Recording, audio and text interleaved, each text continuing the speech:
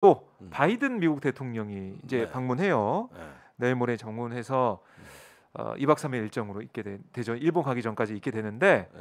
어떤 얘기 음. 또 어떤 회담이 좀 나오게 될지 예상할 수가 있을까요? 그러니까 집권한 지 10일 만에 정상회담이래. 너무 빠르다. 이거 지금 상견례만 해야지. 네. 뭘 합의하려고 과욕 부리다 체한다. 이런 경고를 저도 많이 했거든요. 네, 말씀하셨죠. 예, 또 역대 대통령이 정상회담 서두르다가 그 패가망신한 경우가 많아요.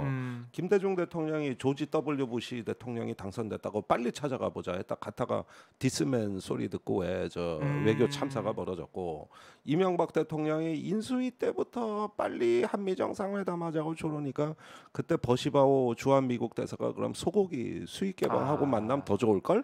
요 얘기 한마디 듣고 그 저 소고기 수입 개방해 가지고 네. 그 정권 1년을 날렸어요. 소고기 그 반대 광우병 촛불 1년을 집회가 날렸고 있었죠. 대통령 지지율 20%대까지 떨어졌었습니다. 초반에 그런 일이 예. 있었어요. 사실은 문재인 대통령도 2017년에 5월에 당선되고 6월에 미국 갔는데 그때 사실은 뜻있는 사람들은 네. 너무 빠르다 그랬어요. 아, 일단 북한에 특살 먼저 보내고 이렇게 주변국에서 정보를 수집해서 그걸 갖고 미국 가서 협상을 하는 게 어떨까 이랬는데 다소 좀 빨랐다 그러고, 역시 가보니까 트럼프가 미친 놈이거든. 방위비 분담금 뭐 이런 그렇죠. 얘기하고 네, 네. 뭐 여차함 주한미군 뭐 어쩌고 했다 그러고, 그 문재인 대통령 눈이 휘둥그레져 가지고 만나보니 미친놈이네 이거. 감당이 안 된다. 그러니까 그렇게 서두를 일은 아니었었죠. 그러니까 근데 한 달 만에 가는 것도 이렇게 저기 여러 가지 탈이 나는데 하물며 열흘 만에 이렇게 하는 거는 상견례나 해야지. 그랬는데 이 양반들이 꼭 신문에 일면 톱 기사 뭘로 낼까 이걸로 지금 잔뜩 달아올라 가지고 아직 오지도 않은 바이든 대통령하고 벌써 뭘 합의할 거라고 네, 예상이 많이 나오고 있어요. 그 중에 우선 나온 게 그 네. IPEF 그 어. 인도 패시픽 이코노믹 프레임워크. 네. 그러니까 인도 태평양 경제 구상 프레임. 프레임이 이게 저 뭐냐 그러니까 앞으로 그 공급망 그거 공조하고 예. 그다음에 그 디지털 인프라 이런 부분들이 이제 뭐냐면 앞으로 5G, 6G로 가는데 일론 머스크가 우크라이나에서 그 스타링크 위성으로 네. 우주 와이파이를 제공해 가지고 이걸로 러시아를 괴멸시켜 버렸거든요. 정보전에서. 저는 제4의 물결, 새로운 전쟁 양상이 나타났다고 봐요. 네. 그러면서 이제 이게 가속화되면은 저기 앞으로 그 디지털 협력 이런 것들이 있고 또 노동, 교육 이런 부분에서 사실은 좋은 것도 많아요.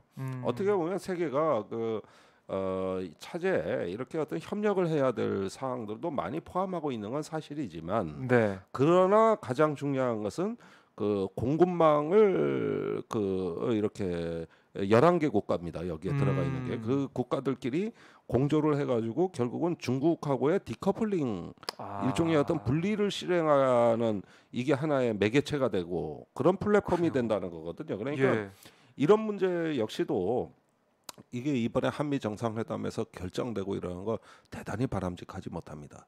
이렇게 되면은 그 11개 나라 뭐 거기에 말레이시아, 인도네시아, 싱가포르, 뭐 일본 이런 나라들이 쭉 들어가 있거든요. 네. 그런데 그런 나라보다 한국을 우선 칠 겁니다. 중국 입장에서는. 왜냐? 아니 이렇게 급변침을 하면서 이게 노골적으로 한국 국내 언론에도 반중연대라고 해놓고 들어갔다는 거예요. 그러니까 사실은 문재인 정부도 IPEF에 대해서 그 저기 이게 마냥 거부할 것만은 아니다.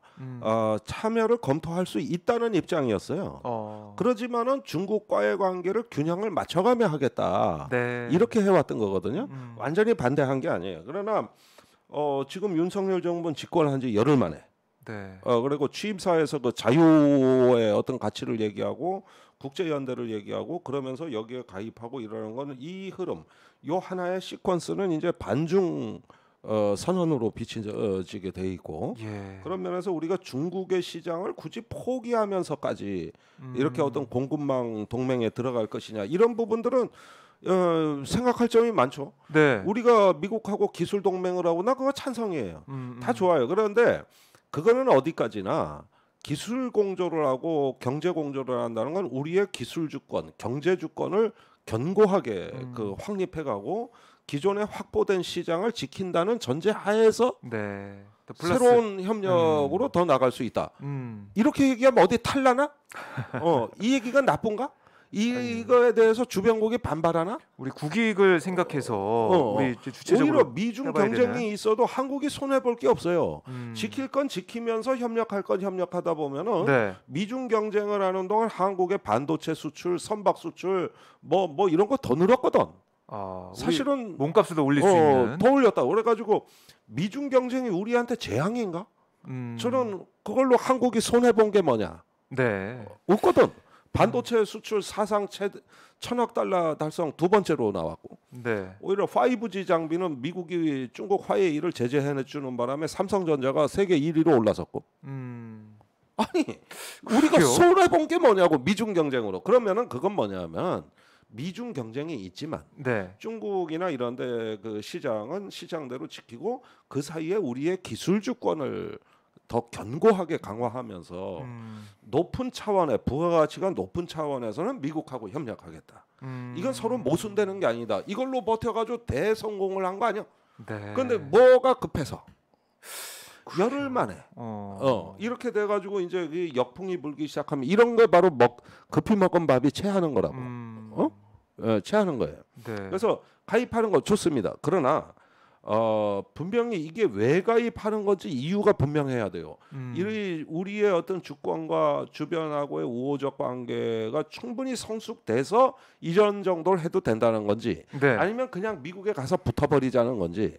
그렇지만 아시다시피 이제 앞으로 중국으로부터 역풍이 불면은 과거의 사드 때하고 다릅니다. 사드 때도 우리가 힘들었잖아요. 그게 오히려 네. 간명했어요.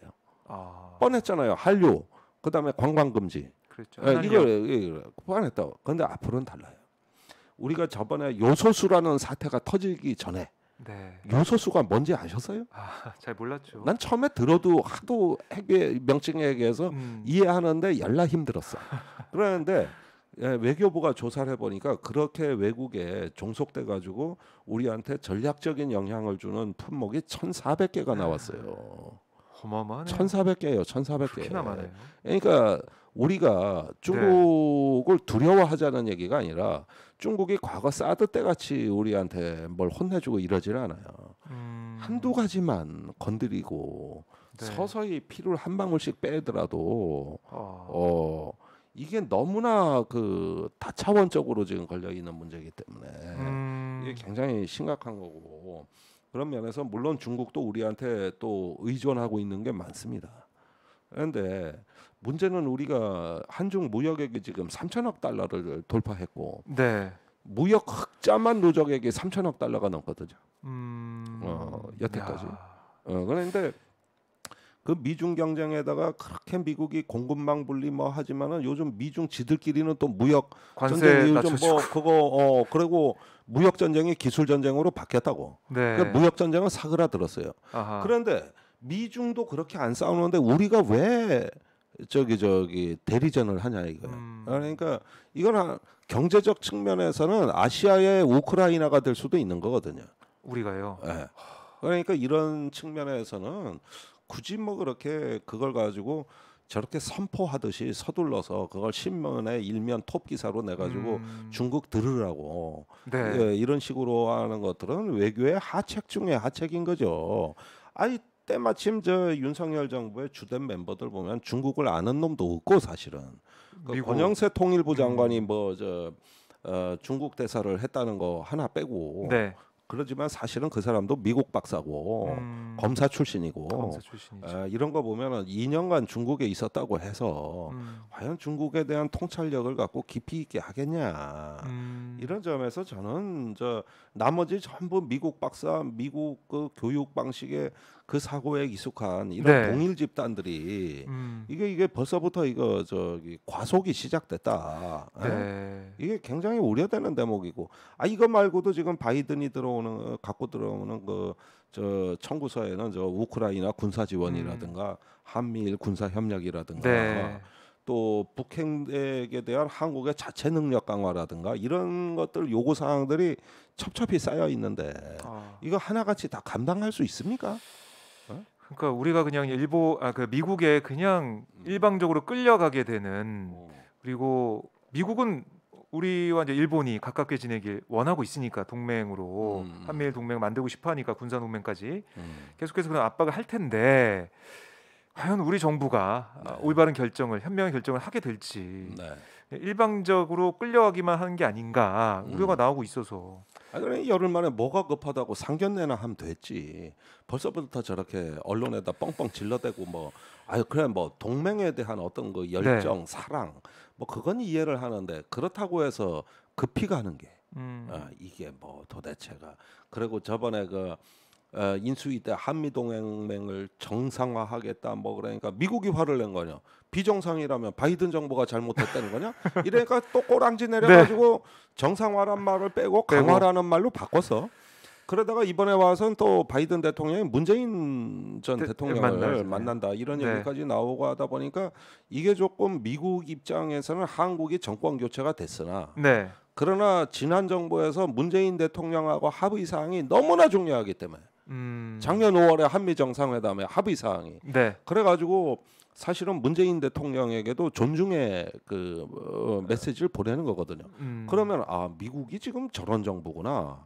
지난 정부에도 한미 간에 많은 게 이루어졌구나. 그러면 부족한 거나 내가 좀 보충하면서 주변 관리를 잘 해야 되겠구나. 사실 정권 초에는 이렇게 좀 신중하면서도 좀 조신한 모습을 보여줘야 될 이럴 어떤 신생 정부가 어깨에 힘들어가 신문에 일면 톤 뭐 낼 거 없을까 이렇게 접근을 해버리니 이게 그리고 두고 보십시오. 그거 달 안 나나. 야, 이 김종대 의원의 예측 이 한미 정상회담 이후에 어떻게 탈이 나는지 한번 보겠습니다. 그러니까. 그러니까 중국 심심할 틈이 없어요. 심심할 틈이 없어.